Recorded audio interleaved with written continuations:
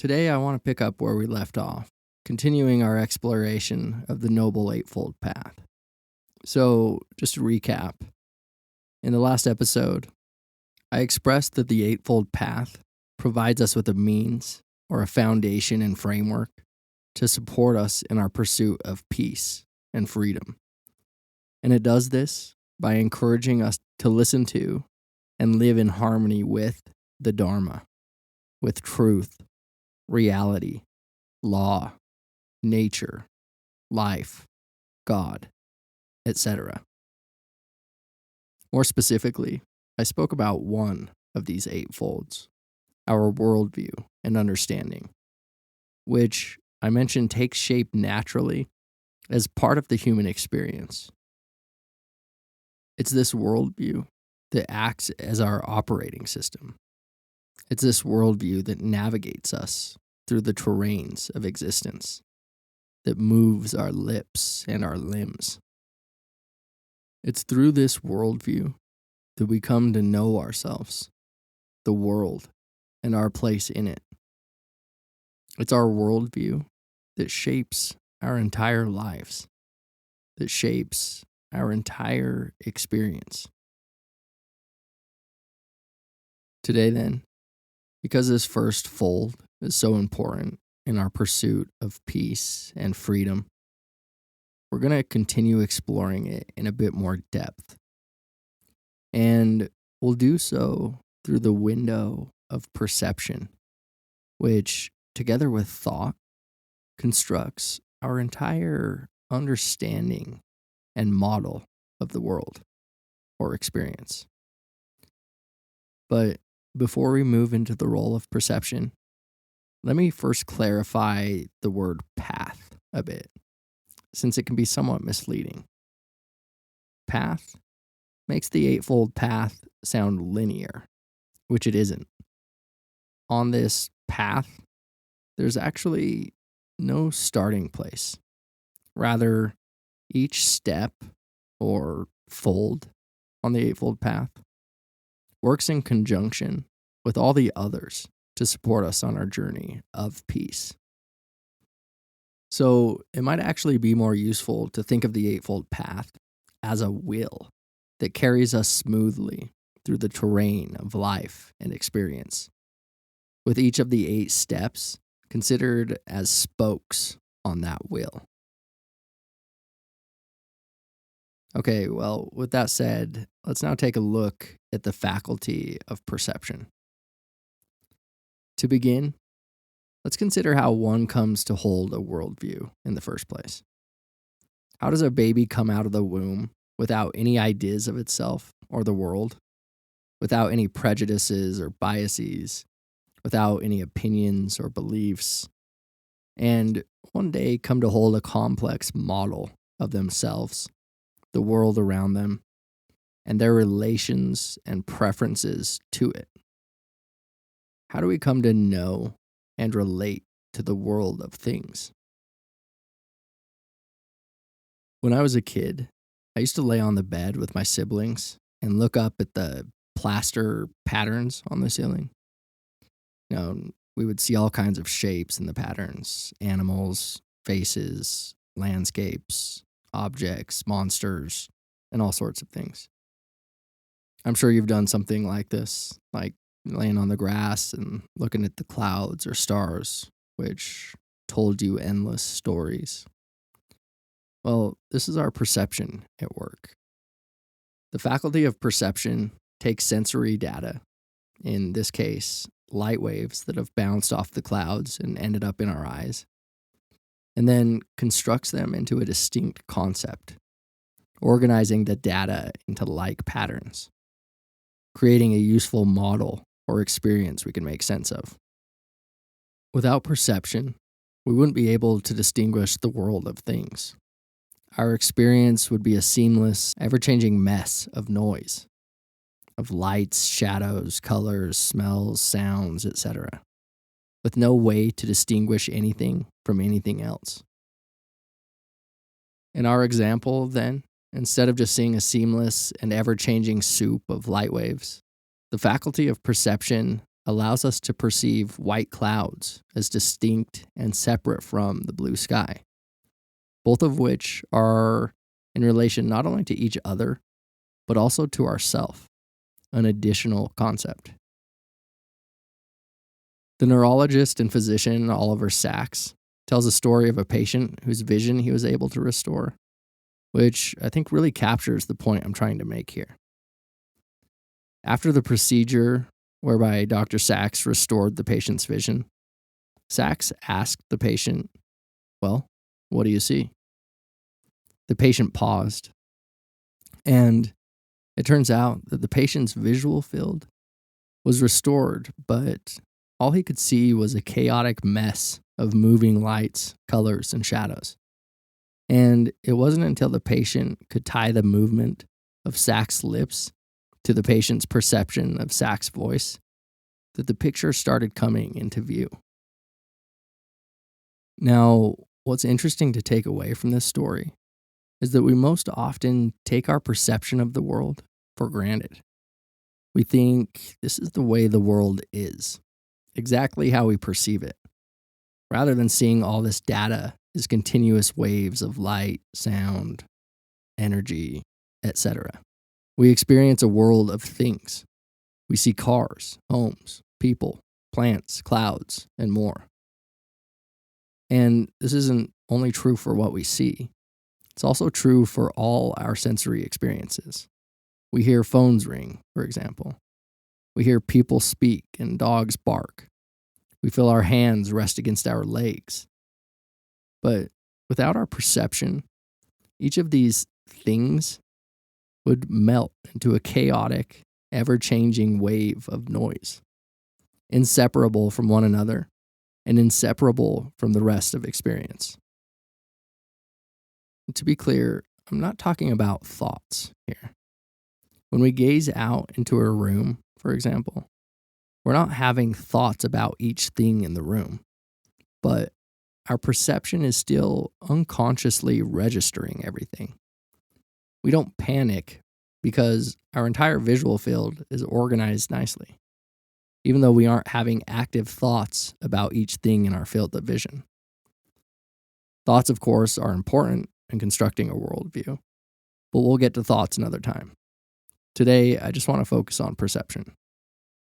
So, just to recap, the faculty of perception collects sensory data, creates and organizes it into a useful category or concept, which it then stores in memory to pull from later when it detects like patterns. In other words, perception creates our moment-to-moment world of appearances. It takes a chaotic world of ever-changing sensory data and molds it into a coherent and stable model of the world or experience. It even molds the perception of a continuous and stable experience of self. Now, an important question to ask for those of us practicing the Dharma is whether our perception is aligned with reality. Can we reliably say that our perception is providing us an accurate view of the world and of ourselves? My partner has an excellent story to highlight my point here. When she and her ex-husband were on their honeymoon in Europe, they stayed in a hotel that smelled terribly rotten. It bothered both of them immensely. After a couple days, though, when they were walking near their hotel, they saw a fromagerie or cheese factory connected to their hotel. And from this point on, the smell no longer bothered them, but in fact, delighted them. Another thing to consider here is the perception of other animals. Snakes, for example, experience the world of vision in infrared. Bats experience a visual representation of the world through sound waves. And dogs see with their olfactory system. Do we have the correct view of the world? Or do one of these other animals have the correct view? And wait, are there actual, stable, clearly defined things in reality? Okay, let's get back to our newborn baby. Just consider that this baby comes into the world and has no ideas about anything. It doesn't have a concept of self or other. It doesn't have a concept of life or death, of up or down, left or right, good or bad. It must build its perception of each of these in time, time being another concept it must build. Until then, the baby is like Dr. Sachs' patient. There exists only an undifferentiated field of ever-changing waves. So, how do we accomplish this incredible feat of building a perception? Well, our perception of the world arises through numerous causes and conditions. The families, environments, and communities we're born into. The language, traditions, institutions, norms, and belief systems of our respective cultures. The trends, styles, and preferences of our generation. The books we read and movies we watch. The friend groups we hang out with. Our prior experiences, our interests and impulses. Our genetic makeup, snake versus human. And even genetic differences among humans, like those who experience sensory disorders, and on and on. Perception is so complex because none of us perceive things the same way. We each build our own model, and none of us, not even twins, have the exact same circumstances and experiences. Our unique conditions cause us to perceive the exact same thing, person, or situation differently. One person, for example, may perceive a dog jumping on them as a threat, while another person may perceive an excited and loving dog happy to see them. Perception, then, is a conjectural and creative process. More accurately, it's both a conjectural and a critical process, a continuous feedback loop of trial and the elimination of error, just like the scientific method, natural selection, and every other knowledge-creating process. Just as in science, where we put forward a hypothesis and then rigorously test and adjust this hypothesis against observation, experimentation, and critical reasoning, our faculty of perception creates a collection of useful concepts, which it continuously refines and adjusts as it gets feedback through additional sensory data. But we can never say, with science or perception, that we've come to the final, true perception or theory of anything. Oscar Wilde says, "Experience is the name everyone gives to their mistakes." Okay, at this point, it may be useful to recall the Buddha's two worldviews, or sets of lenses he wore like bifocals, the relative view and the ultimate view. When he looked through the ultimate view, the Buddha saw that there was in fact no thing. The world is an ever-changing, seamless whole. But when he looked through the relative lens, he noticed that his perception of the world was not seamless. It was fractured and divided into many pieces, each of which stood in relation to one another, including himself. And again, it's important here to continually bring into the forefront our motivation and intention, so we don't get stuck intellectualizing everything or getting lost in the abstract realm, disconnected from this human life. Remember, our pursuit here is peace and freedom, and our approach to this peace and freedom is to live in accordance with the Dharma, with truth, reality, nature, life. So, considering both the relative and ultimate view, along with our aim, how can we take this understanding of perception and apply it to live a better life, to remain on the path of peace and freedom? Well, with our relative lens, we can open our perception to include several relational laws, including the nature of cause and effect. Though the relative world is entirely conjectural and conditional, each person with their own experiential lens, there are still laws, relational laws that are born out of the undivided whole. So it's still important that we build a wise perception of it. Just consider a jigsaw puzzle, a picture sliced up into pieces. Each piece doesn't fit with all the rest, No, there's still structure and order there. We need to see how each piece relates to the others and fits into the whole. The same is true with math and the law of the conservation of energy. If you think 2 plus 2 equals 5, for example, life's going to be really tough to navigate. The world is one of give and take. Nothing comes free.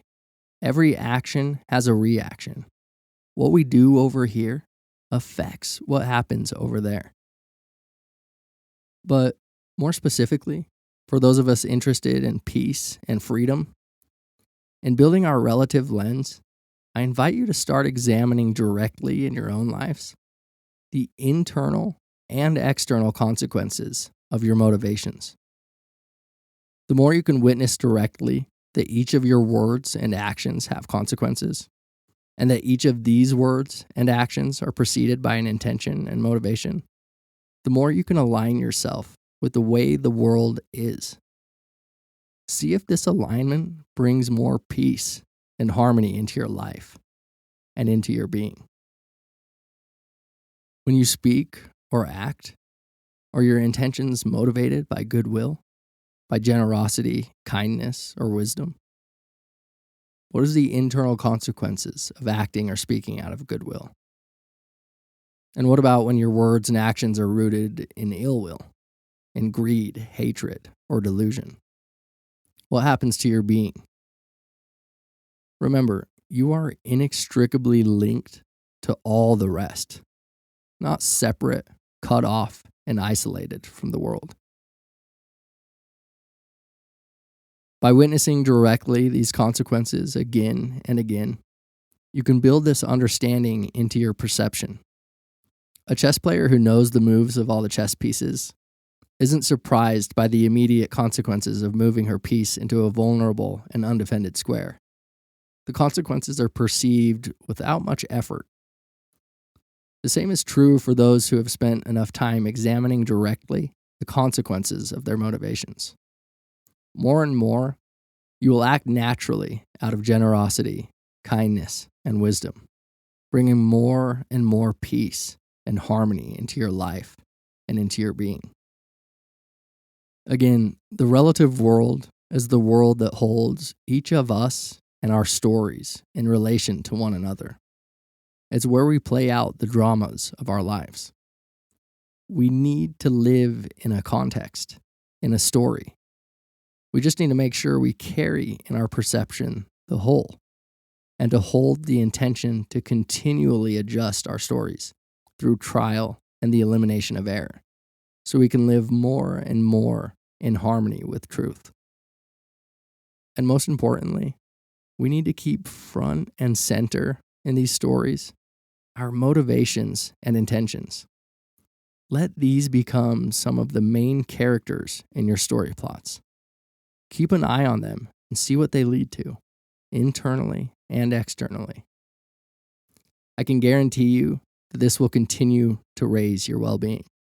It will continue to strengthen and deepen your relationships, making them more meaningful. It will uplift your art and your work. It'll uplift your entire life. If you want to embody nirvana, though, or the highest peace, we need to go further. We need to be able to look through the ultimate lens, which requires more. It requires concentration and a sustained mindfulness. Without concentration, we wouldn't be able to stick to anything, a plan, a thought, an idea, or a story. Concentration is a foundational skill for life, necessary for anything and everything you could possibly pursue. You really can't get anywhere without it. It is concentration and perception, then, working together, that keep us grounded to a story, to a framework, to a model, to whatever life game is happening. It's concentration and perception that allow us to build a relative lens and to operate out of this lens. But in order to develop insight and wisdom, which lead us to lasting peace and freedom, we also need to cultivate mindfulness. Mindfulness, remember, moves beyond concepts. It moves beyond our simple recognition of the world of things. It moves beyond our stories. Mindfulness penetrates and uncovers the very nature of mind or experience itself. It witnesses directly the ever-changing, insubstantial, selfless, interconnected nature of all things. It witnesses and makes contact with the formless, open space of awareness itself. To provide some more clarity here, consider that even when we're lost in thought, we still recognize what it is we're thinking in the moment. But this doesn't bring us lasting peace. Our thoughts are wild. It can send us to heaven and hell and back again in just a few moments. So we also need the addition of mindfulness to know that we're thinking. We need mindfulness to witness the passing show of thoughts, to witness them as the cloud of changing energy that they are. Perception itself doesn't lead to the insight of the ever-changing, selfless, and interconnected nature of all things, because it produces and engages in the content, in the story, in the appearances of reality. Mindfulness, on the other hand, emerges from the story and notices the passing show, the continuous arising and fading of all things, of sense impressions, perceptions, thoughts, emotions, etc. Just consider the last time you watched a movie. When you watch a movie, the idea is to get sucked into the story, right? You empathize and relate to the various characters and their situations. You hold judgments and opinions about everything. You are truly in the story. Usually you're so in the story that you don't even realize that the movie is actually just a collection of pixels of light on a screen, continually arising and passing away. It's just a passing show of light, a chain of ones and zeros being processed by a computer and transferred to a screen and some speakers. Imagine now, though, that in the movie, one of the characters pointed out the fact that movies are in fact just a passing show of pixels of light on a screen. You would then become directly aware of this fact. Mindfulness is like this. It emerges from the story. It itself is a part of the story which tells us to look deeper. The key to building the ultimate lens, then, is to cultivate mindfulness, a continuous mindfulness, which will also require strong concentration.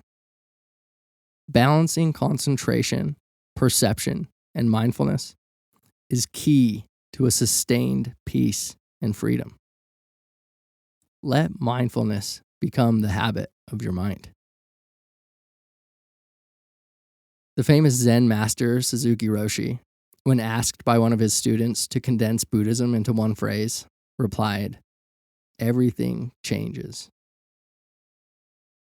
When you understand this, when you really understand this, not just conceptually, but as a matter of direct experience, you'll have found the key to lasting peace and freedom. In a world of constant change, when we try to hold on to things, anything, a person, a relationship, an identity, a belief, or even a view or perception, when we hold on to these things as permanent, then we are bound to suffer. All things that are of the nature to arise, which is all things, are also of the nature to pass away.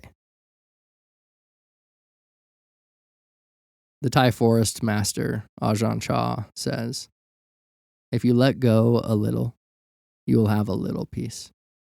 If you let go a lot, you will have a lot of peace. If you let go completely, you will have complete peace." Until next time.